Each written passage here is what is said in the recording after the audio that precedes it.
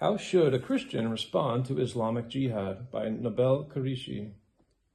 I will never forget how I felt on September 11, 2001. I was 18, a freshman in college, and a Muslim. I first heard the news of what had happened when I saw dozens of people gathered around a TV in my university's student union.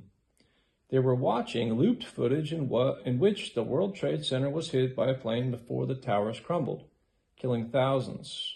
Word soon spread that what we'd seen was not an accident, but a terrorist attack perpetrated by Muslims as an act of jihad.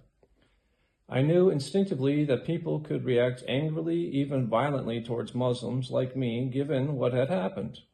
As far as they knew, I believed the same thing as the terrorists. But the Islam I knew was not the same. My parents had taught me that Islam is a religion of peace, and that we are supposed to love our country.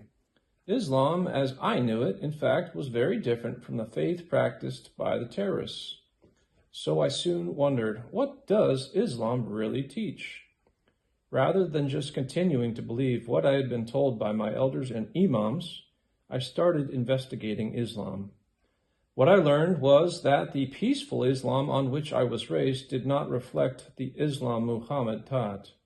Instead, from the moment Muhammad had a fighting force, he launched more than 8 battles a year, taking thousands of women and children as slaves, beheading hundreds of teenage boys and men, and conquering Arabia in the name of Islam.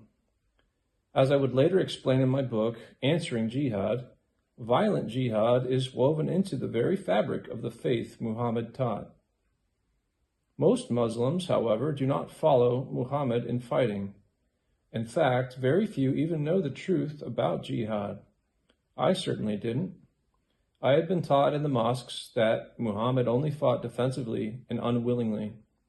Only later did I discover Muhammad's love for jihad. It is critical to understand that Muslims do not all believe the same thing. Muslims are people, individuals who all understand their religion in different ways, just as Christians hold different views. Today I am a Christian, and I follow the commands of Jesus. His teachings are not normal. They are otherworldly, almost unbelievable. Jesus tells us to pray for those who persecute us, to put away our swords, and to love our enemies. He asks us to take radical steps like these because all people are created in the image of God, and that includes Muslims.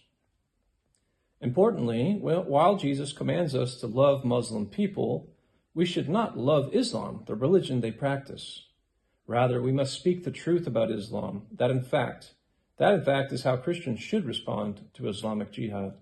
We must proclaim the truth and love Muslims, which means taking a stand against Islam by taking a stand for the gospel.